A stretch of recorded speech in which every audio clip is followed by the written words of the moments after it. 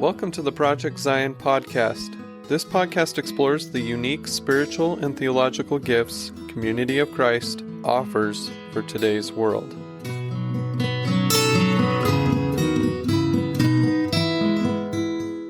Welcome, everyone, to this Grounds for Peace podcast, a series that is part of Project Zion. I am Steve Kellogg, a bishop in Community of Christ and a member of the Palestine Israel subteam of the Community of Christ Peace and Justice team. This is the third in a series of conversations about Israel and Palestine. The first of the series, podcast 474, focused on Holocaust Remembrance Day, and the second, podcast 480, focused on Nakba Day. Both of those podcasts shared the traumatic impact of those events in the heritage and current life experiences of both Israelis and Palestinians. Today, we are asking the question, how can we work for peace in Israel and Palestine? And we are blessed to have the Reverend Dr. May Elise Cannon, Executive Director of Churches for Middle East Peace, to share her passion for peacemaking, especially in the Middle East. Churches for Middle East Peace, or CMEP, is a coalition of more than 30 United States-based church communions and organizations working to encourage U.S. policies that actively promote just, lasting, and comprehensive resolutions to conflicts in the Middle East. Earlier this year, Community of Christ became a member of Churches for Middle East Peace and affirms with the other CMEP members that working together, justice can prevail. Peace is possible. Dr. Cannon is an ordained pastor in the Evangelical Covenant Church, or ECC. Her ministry and professional background include serving as Senior Director of Advocacy and Outreach for World Vision in the United States, Executive Pastor of Hillside Covenant Church in Walnut Creek, California, Director of Development and Transformation for Extension Ministries at Willow Creek Community Church in Barrington, Illinois, and as a consultant to the Middle East for child advocacy issues for Compassion International. She has earned doctorates in history and spiritual formation, that is a PhD in history and a doctorate in ministry and spiritual formation, and has a master's in divinity from North Park Theological Seminary, a master's in business administration from North Park University School of Business and Nonprofit Management, and a Master of Arts in Bioethics from Trinity International University. Dr. Cannon completed her Bachelor of Arts degree at the University of Chicago. Her PhD focused on American history, with a minor in Middle Eastern Studies from the University of California. That's located in Davis. And her dissertation focused on the history of the American Protestant Church in Israel and Palestine. Dr. Cannon has authored or co-authored 6 books whose titles illustrate her life's passions. They are Beyond #Activism, about comprehensive justice in a complicated age, Evangelical Theologies of Liberation and Justice, A Land Full of God, about Christian perspectives on the Holy Land, Forgive Us, about confession of a compromised faith, Just Spirituality, about how faith practices fuel social action, and the Social Justice Handbook, about small steps for a better world. In addition to reading her books, you can find and hear some of her other podcasts and addresses at her website, maycannon.com. That's MAECANNON.com. Well, welcome, Reverend Dr. Cannon. We're thrilled that your schedule allowed you to be with us today. Good to be here. Thank you. And before we get started, how would you like us to address you for the purpose of this interview? May is just fine. May. Okay, May, that's what we'll use. Thank you. And do you go by Stephen or Steve? Steve. I go by Steve. It's fine. Okay, perfect.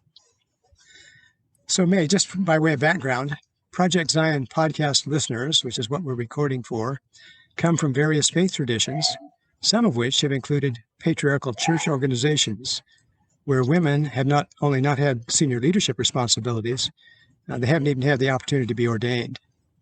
And even in Community of Christ, ordination of women did not occur until the mid-1980s. And the first time we had a female minister who was a part of our World Church presidency was not until 2007. So many of our listeners will be interested in your discipleship journey and your transition into ministry and leadership.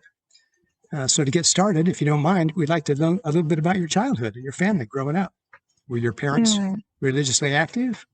Was church attendance important, or scripture reading or prayer in your family's home? And how did you think of your faith as a child? I love that question. I grew up in a family that historically was Irish Catholic. And so my father was one of 13 brothers and sisters. I have more than 70 first cousins on that side of the family. And I had a great aunt who was a Catholic nun. And we used to go and visit her in the convent like once a week every summer. And it was funny because as a little girl, I wanted to be a nun because she was married to Jesus. And I thought that there was nothing better than that. I tell my husband now, I am not a nun and I am married. And I tell my husband now that I had to settle for him because, I obviously did not go in, I was not baptized into Catholicism. Because but he was like very, Jesus. very, I know, there you have it. That's right. Yes. So my faith story, I feel like I could take a long time to tell just even what happened in my life before I was 5. My parents were young Christians, and I had a brother that was older than myself who was named after the person that introduced them to the Christian faith. And he was killed tragically and was hit by a car. And so my parents left the faith after his death.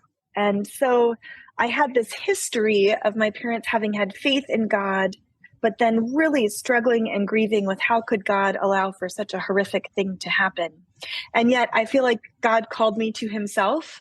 And so I used to go to church with all my different neighbors, and they were all members of different church congregations. So I'd go to the Episcopal church on one Sunday, and I'd go to the Baptist church on another Sunday. So it's funny that I now lead an ecumenical organization because my faith was born in that beautiful diversity of the church. Well, wonderful. So going on from there, how did you encounter a call to ministry, and what were you sensing or feeling at that time? And what made you choose to go to seminary and get a PhD and a doctorate in ministry? Yeah, I originally thought that I would be a missionary, a medical missionary. So I speak fluent Chinese, which does absolutely no good in the Middle East. And so I thought that I would do medical missions. I actually was on my way to medical school. And I had a calling experience. I was in a Bible study with a young woman. She had just left, and I felt like God just spoke to my heart and said, this is what I've called you to do. And this was, the ministry of God. And I knew that meant not going to medical school. So that was about 3 weeks before I was supposed to leave for medical school. And I couldn't afford, I already had a master's degree in bioethics. I could not afford more graduate school. And so I prayed and I said, God, if you would like for me to pursue this path, would you provide a way? And I found out within just a few weeks that I'd received a full scholarship to attend North Park, which is a part of the Evangelical Covenant Church, which I later became ordained in. And the doors were just opened. And that's kind of, how I started my ministry, if you will. God paved the way. God paved the way. That's right.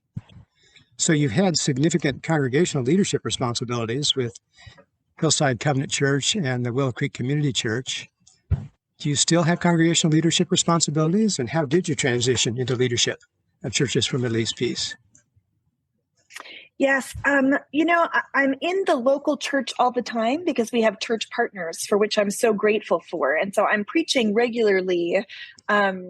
Probably actually, I used to only preach once a month as an executive pastor. And in the role that I have now at Churches for Middle East Peace, I preach even more than that, which is a great, great privilege. So I feel like I'm in the body of the global church. I spend a lot of time on speaking tours, traveling around the U.S., but the role is much more now with Churches for Middle East Peace. Our goal is to educate American Christians about the realities in the Middle East. And so I feel like my ministry is to the broader church as opposed to just one specific congregation. So you're not working solely with one congregation, you're working with many. That's right. Yeah. That's right. So what exactly then does Churches for Middle East Peace do? Yes. So Churches for Middle East Peace is an ecumenical organization which is very diverse across the spectrum of American Christianity and the American church. And so we now have 34 member communions, which all are a part of our membership that agree with our goals of building peace and justice in the Middle East. I'm so grateful Community of Christ just became a member in the last year. And as I was mentioning before we came online, we prayed for that to come to fruition literally for years, 3 years or so. And so we were so grateful that you joined our movement. And so the Coalition of Churches for Middle East Peace includes Orthodox churches, Catholic churches, mainline Protestant, evangelical.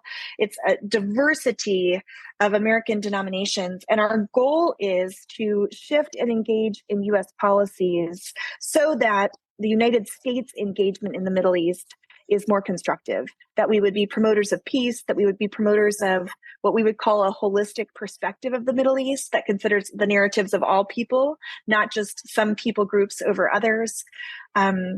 And so we engage as an advocacy organization based in Washington, D.C. to educate not only the church, but to educate our policymakers on the ways U.S. policies affect the lives of all people living in the Middle East. So as we think about the lives of the people in the Middle East, in your leadership experience of Churches for Middle East Peace, or even before, what did you encounter in terms of what was going on in the Middle East and the conflict there? And how did that affect you? You know, what was your reaction to it?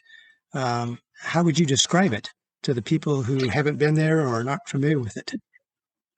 You know, my story is very typical. And forgive me if this sounds critical, because I'm being critical of myself, you know, not critical of others. But for myself, I was so ignorant of the realities of the Middle East. And I was incredibly well educated. I had several master's degrees. You know, I was in a doctorate program the very first time I went to the Holy Land.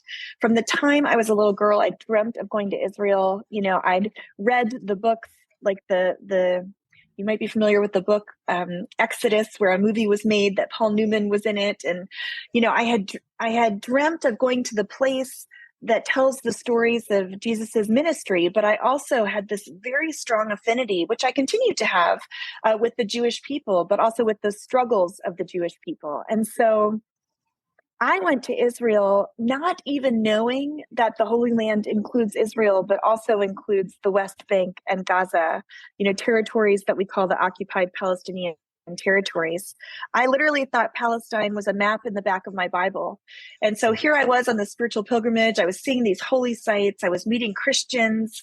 And the place was so many things that I had hoped it would be. You know, it was a sacred place for me in terms of reading stories from the Bible and seeing it come to life. But then I would see these signs that said Free Palestine. And I was so confused and disoriented and didn't understand. I mean, I'm embarrassed by my ignorance, if I'm honest with you, about, you know, how long the conflict has been going on between Israelis and Palestinians. And so we went on a trip to visit Bethlehem Bible College, and I met Bashara Awad, who's the founder of the college there, and he began to tell his story. And he told his story of becoming a refugee in 1948, and he's a Palestinian Christian, and he told the story of the Palestinian people. And Steve, I wept. I actually have a picture at my office right above my desk that's taken of me with Bashara with tears in my eyes, because my heart was broken for the struggle of the Palestinian people. And I think the invitation to the church is, you know, for us to be lovers of all people, for us to love the Jewish people, but in our love of one people group, to not ignore the struggles, you know, and also to love their neighbors and to love the Palestinian people too. So it was a powerful experience. What did you do in response to that, or when you came back? Well, my PhD is in American history, and I was writing about actually African American history and the history of domestic social reform movements in the United States. And I went back to my dissertation advisor and I said, I want to write about Israel. So I ended up getting my PhD in the history of American Protestant engagement in the Israeli-Palestinian conflict, which then led me to living in Jerusalem and to working for development agencies and ultimately led me to Churches for Middle East Peace. So how did that connection come with Churches for Middle East Peace? Yes, I lived in Jerusalem for a while in 2010 and 2011. I was doing research for a development agency there. And then I led World Vision's work towards Palestine and towards World Vision's programs in East Jerusalem, the West Bank, and Gaza. I was doing their advocacy from the United States. And so my time with World Vision was deeply meaningful, and I had just such profound experiences. And I had just transitioned out of the role with World Vision, and I got a call. And I'd been familiar with, Churches for Middle East Peace has been around for 40 years almost. And I'd used their bulletins to help educate me and to help keep me informed on what was happening. And they let me know about the role, and the timing was perfect. And honestly, I felt like it gave me freedom to be more bold in my advocacy. Whereas when you work for a development agency, often you have to limit your advocacy, because if you speak prophetically, it can sometimes upset your donors. And so working for an advocacy organization with my personality and temperament and things was really a good fit. Well, we're so blessed that you accepted and had that opportunity. So Thank you. That's kind of you. We know this conflict's been going on for decades now. And after all these years and all you've seen, I assume you're still hopeful that there'll be peace. And that's certainly consistent with CMEP's assertion that working together, justice can prevail and peace is possible. In order for that peace to come about, what have been the defining experiences that shape your understanding of what's needed? And how do you envision that that peace will be characterized for Israel and Palestine? That's a wonderful question. I think fundamentally, as people of faith, that we have to have faith that peace is possible, even though from external circumstances, it actually looks further on the horizon than it has in past years. This is not a positive time in terms of prospects for peace. We have an American government that really is neutral on issues related to the Middle East. They have no desire, when President Biden came into the office, foreign policy was low on the priority list because of everything that was happening domestically in the United States. And all this was pre-COVID. And so foreign policy was on the bottom of the list. And then Middle East policy was on the bottom of that list. And so, it wasn't until the war in May last year that President Biden actually started to engage and had some responses, et cetera. And so the idea that there's a U.S. government that has impetus or energy to build towards peace, that's just not where we're at this moment. And similarly, you've had complete instability in the Israeli government. And so one of the things you need for peace to be possible is you need world leaders who are committed to peace. And you need a Palestinian leader and an Israeli leader who are willing to compromise and who are willing to come to the table. And you have President Abbas for the Palestinians, who's quite elderly. I had the privilege of being with him a few months ago, and we had an excellent meeting and an excellent conversation. And he has sought so much to compromise, but unfortunately, he's lost so much credibility amongst Palestinians. And so even if he were willing to make peace, the Palestinian Authority doesn't have the best reputation in this moment, where the Palestinian people support them. So it feels like prospects for peace are very, very far away. But one of the things that we talk about is in every global crisis, be it the war in Northern Ireland or, be it the apartheid in South Africa, in every one of those global conflicts, the time before peace was often the darkest hour. And so we don't know when peace will come. And so our goal is to be steadfast and to be diligent, to continue in our work so that when the moment happens, we'll be ready. And we'd love for that to be tomorrow, even though it feels like it's, more distant in the future. Right. So with Churches for Middle East Peace's program of educate, elevate, and advocate, what other, activities or peace-building opportunities have you been able to be a part of or achieved, and how are those going, so to speak? Thank you. I love that question. So one of our main priorities is educating the American church. We have a program called Pilgrimage to Peace Tours, where we bring leaders from Israel and Palestine and the Middle East. Many American Christians can't go to the Holy Land. They can't afford it or don't have time. And so we try to bring the Holy Land to them. And so we bring leaders and we travel all over the country. We've been doing those tours since even before I came to CMEP. And those tours have spoken to more than 50,000 people face to face. And it's often people who, just are not informed about the Middle East. They don't understand that there are Palestinian Christians, or they don't know about the occupation, the military control of East Jerusalem, the West Bank, and Gaza. And so a lot of those programs are just about basic fundamental education. And then, you mentioned Elevate. We're not a development agency, so our goal is to highlight and introduce churches to organizations that are doing incredible work, peace-building organizations, and organizations that are responding to the economic disparity between Israelis and Palestinians, or in other parts of the Middle East, like in Armenia, the Nagorno-Karabakh conflict, or we're working in Iraq on the sustainability of the church. And so our goal is to elevate just incredible leaders who are committed to peace and committed to laying down arms and committed to pursuing, just resolutions to the conflicts that we're witnessing in the Middle East. And then finally, you mentioned advocacy. And, I'm so grateful. 5-10 years ago, you wouldn't hear the word occupation on Capitol Hill. It was kind of a word that you didn't say because it wasn't very popular. But now there's no question that what's happening in the West Bank is a military occupation. Like, that's the technical term that's used in general by the American government and certainly by international parties. And so now the conversation is what's happening there apartheid? And so the conversation has progressed, which I think shows that people are much more educated about the realities that are happening there. And so I think that there's great potential for us to have impact in terms of our advocacy because of those shifts that we're seeing, in American public opinion, if you will. Right. Traditionally, when we think of churches, we think of worship, we think of prayer. We don't often think of advocacy. I guess, given your and frankly my own ignorance of what was going on in Israel and Palestine until you actually see it, what kind of leverage, I guess, do you have either with the churches who you're trying to talk to or with the organizations who are really parties to the problem, so to speak, in Israel and Palestine to help them see things differently? Well, I have been so moved.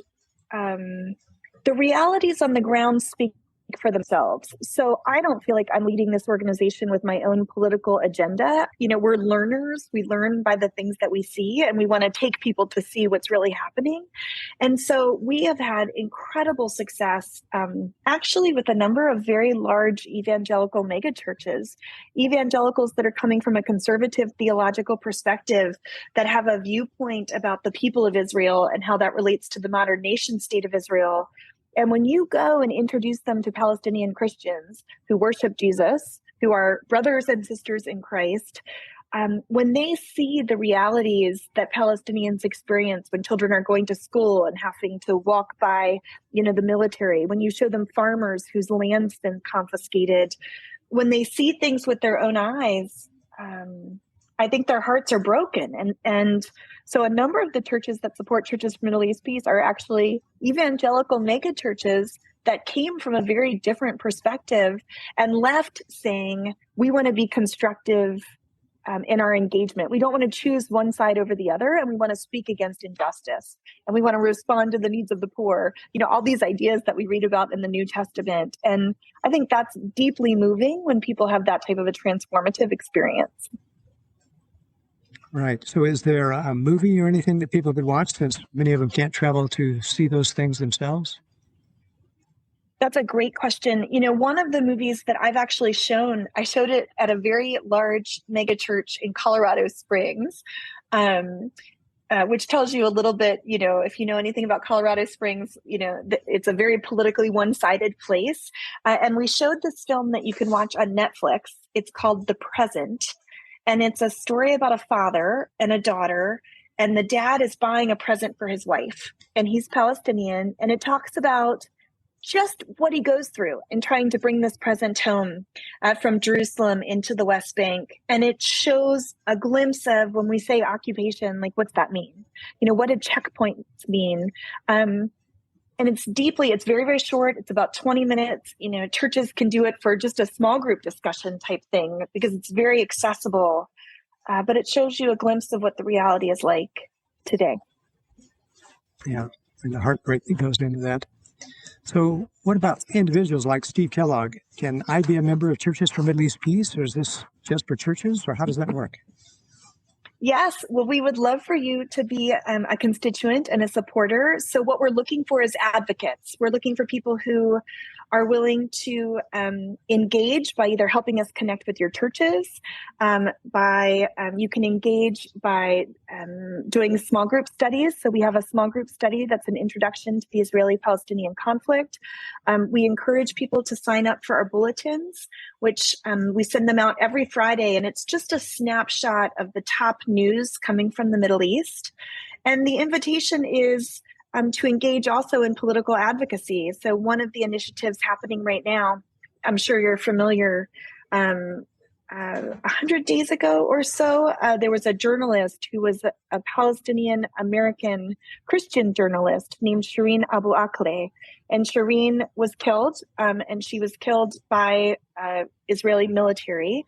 And so there is a conversation in Congress about what would justice look like for this to be done. And so we're calling on people to call on members of Congress for the U.S. to do an independent investigation, which many other countries have done, and the U.S. has not. And here, Shireen Abu Akleh was an American citizen. And so we're inviting people to contact your members of Congress, in support of this, as one example of what it might look like to be an advocate. Yes, I signed up for the Virtual Advocacy Summit, and we just had our lobby visit with Senator Blunt's office on Shireen, as well as the Palestinian Children and Families Act to protect the children from the wonderful. From detention. Thank you. So, by way of background for this next question, the Community of Christ in 2016 had a world conference, and they adopted a resolution which they numbered 1311, and it reads as follows. Resolved that Community of Christ specifically declares its belief in the love of God for Muslims and Jews, and we denounce all Islamophobia and anti-Semitism. And be it further resolved that Community of Christ join with other Christian, Jewish, Muslim, ecumenical, and secular peace movements in the call for peace in Israel and Palestine. We, with other Christians, call for the right of the State of Israel to exist in secure borders, for the cessation of the Israeli military occupation and illegal settlements in the West Bank, and for the recognition of the State of Palestine in accordance with the 1947 UN General Assembly Resolution 18/Roman numeral 2, 1967 UN Security Council Resolution 242, and 1988 UN General Assembly Resolution 43/177. So Community of Christ membership in Churches for Middle East Peace is part of responding to that resolution. How can Community of Christ, though, which is an international institution, better work for peace in Israel and Palestine from Churches for Middle East Peace's perspective? Great question. And I'm so grateful for that resolution and the fact that you're joining us in our work. I think, one of the things that the denomination can do, but also that every level of engagement in the denomination can do. So at the church level, at the individual level, is to talk about the realities that are happening. And I think talking about the realities that are happening from various different perspectives. So we often elevate multiple Jewish perspectives about the Israeli-Palestinian conflict. And I think one of the things that's so important for people to understand we often say there's not two sides to this conflict, Israelis versus Palestinians, but that there's those who work for peace and those who don't. And so understanding that there's not a monolith in terms of Jewish perspectives, we partner with a number of Jewish organizations that are doing incredible work within the Jewish community or more broadly to help raise awareness about some of the realities that are happening on the ground. And similarly, I think it's critically important, just as you mentioned, standing against Islamophobia, partnering and working with Muslim organizations who are committed to peace. The vast majority of global Muslims are incredibly peace-loving people. And so standing up against, Islamophobia, one of the main things that we can do is speaking out against some of those false presuppositions about violence coming from certain, religious perspectives. So, from our perspective, one of the great opportunities for Churches for Middle East Peace is that our voices are much stronger together than they are alone. We just had a great success. You were talking earlier about leverage. We were invited by the Jordanian government to set up a meeting of church leaders here in the United States. When King Abdullah came to visit, we hosted him, and we had a meeting with the King of Jordan, King Abdullah, to be able to talk about what's happening in Jerusalem and the fact that in Jerusalem, the very things we're talking about in terms of Christians, Jews, and Muslims having equal access to be able to worship, having their properties be protected, that's not happening in the city of Jerusalem. And Jordan, of course, plays a special role because they're the custodians of the holy sites in Jerusalem. Not only the Muslim holy sites, but the Christian holy sites as well. And so in that conversation, we were able to talk about what are things churches can do. And so much of it's about raising awareness, writing letters to editors, talking like you've been doing to your members of Congress, raising awareness so that we can change not only the narrative, but then the political realities. Yes, and you mentioned our listeners.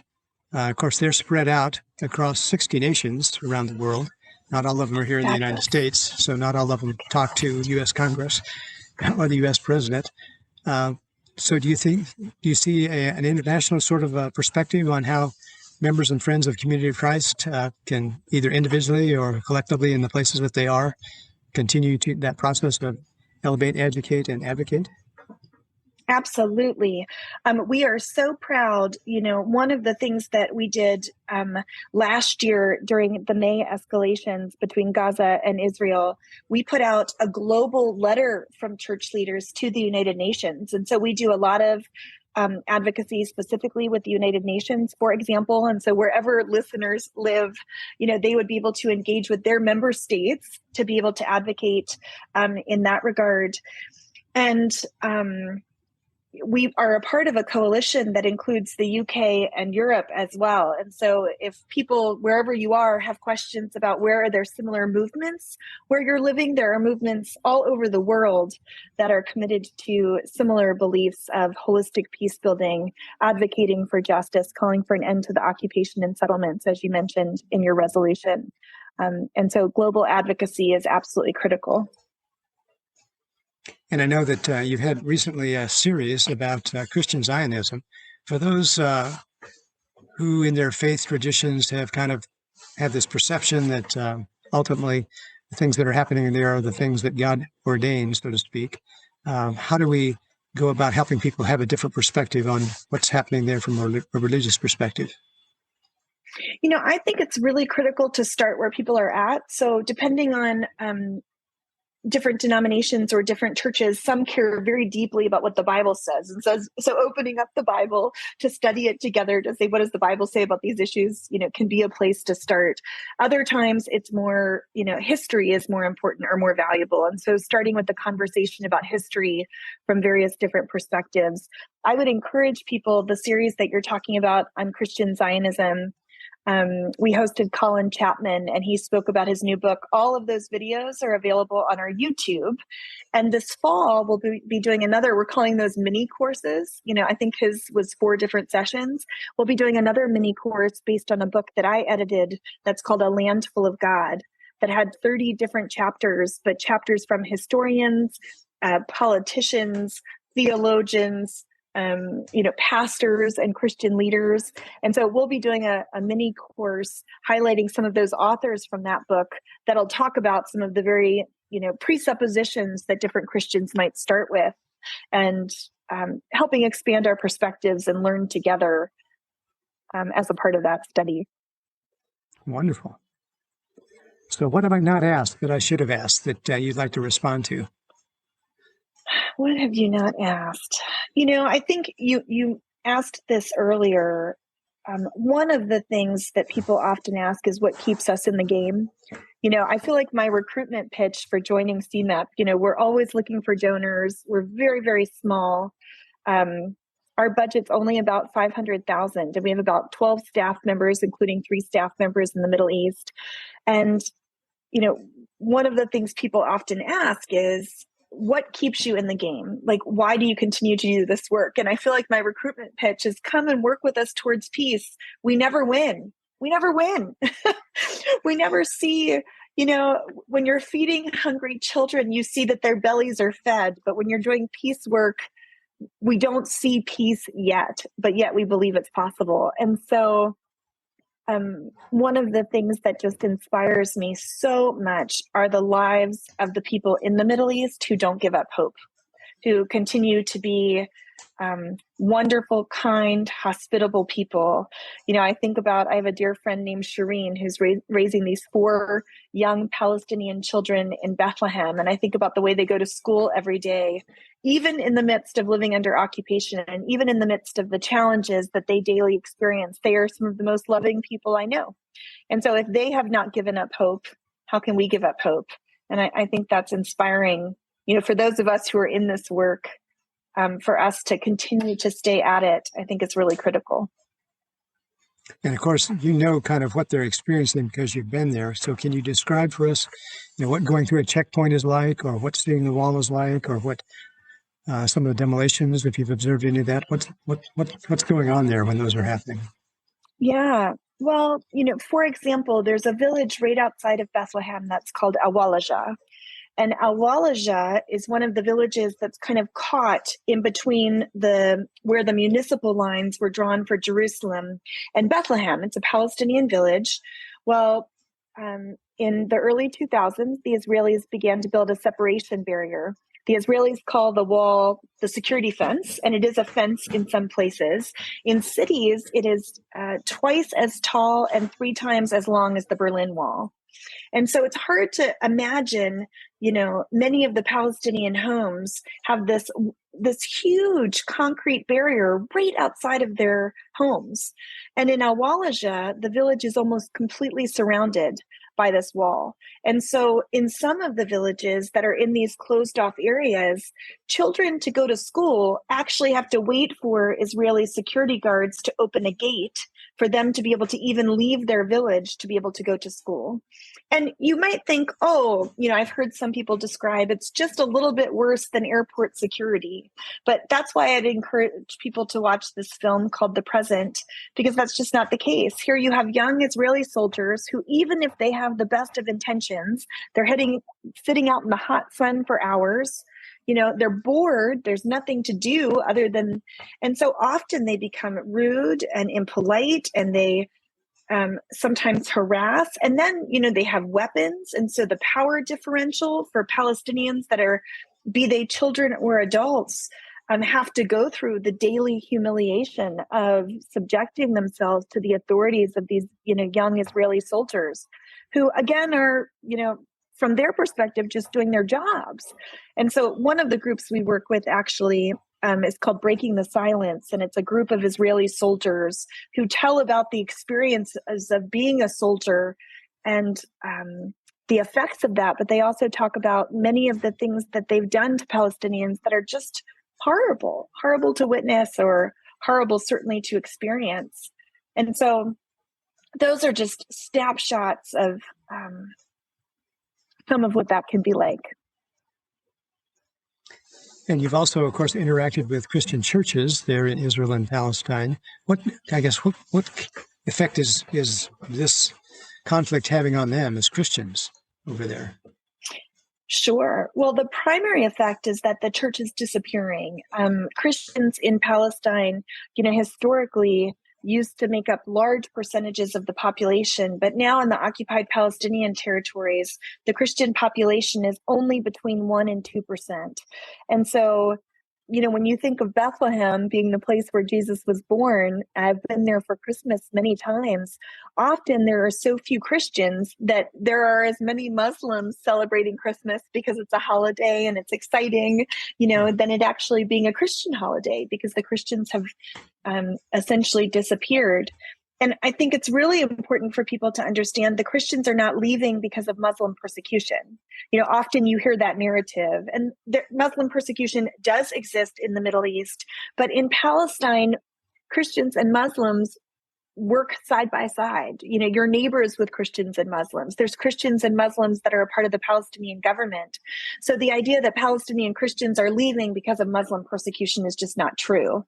They're leaving because of the political realities that make life there so terribly difficult. And the economy is devastated because of the occupation. And so a lot of Palestinian Christians have access to Western nations. They can get visas to be able to leave. And so they leave to be able to get good jobs in Canada or the United States or South America or other parts of the world. And Muslim Palestinians in general don't make as much money, so they don't have the financial resources to leave. But also internationally, a lot of countries won't give Muslim Palestinians visas, to be able to live somewhere else.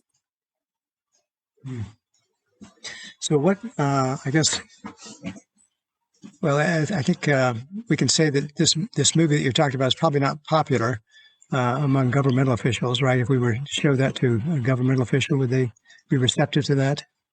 The one about the present? I think as human beings, they would be receptive to that. I think as politicians, there's a lot less room. And what I mean by that is, a part of the reality for members of Congress is if members of Congress do not take a stand that is unilaterally pro-Israel, many of them can't be reelected. And so they feel like they don't have the political room to be able to shift their perspectives. And a lot of our argument is if you truly care about the legitimate security needs of Israel, of which there are legitimate security needs, you have to care about their Palestinian neighbors. I would point people to, there was an excellent film that actually won an Academy Award several years ago called The Gatekeepers.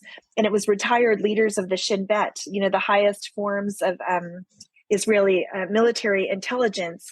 And these leaders said the occupation is terrible for the future of Israel. So if you can't care about Palestinians for their own sake, care about Palestinians, for the sake of, Israel, which, by the way, is only 80% Jewish. 20% of the Israeli population are actually Palestinian citizens of Israel.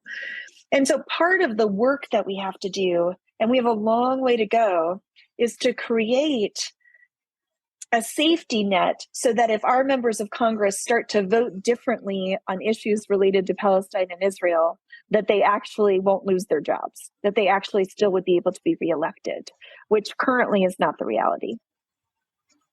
Yeah, it's a real challenge. Well, I certainly want to thank you for your time. If there's anything else you'd like to tell our listeners, we'd be happy to have you share that.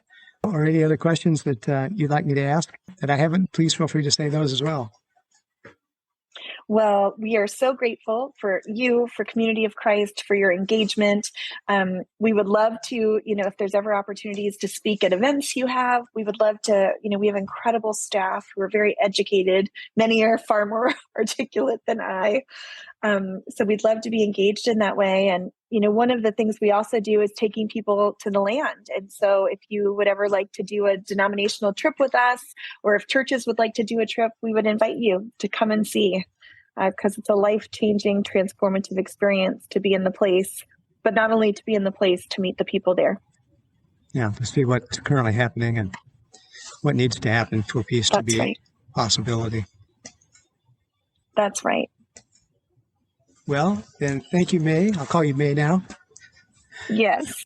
For our listeners, you can find out more about helping promote peace with Churches for Middle East Peace, the issues they are addressing, the latest CMEP news, and public statements about current events tools to take action, to express your views to U.S. governmental representatives, and more by visiting cmep.org, and we will include that contact information in the podcast overview description on the Project Zion website. This is Grounds for Peace, part of Project Zion podcast. I am Steve Kellogg.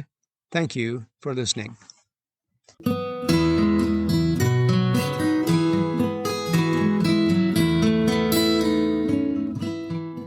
Thanks for listening to Project Zion Podcast.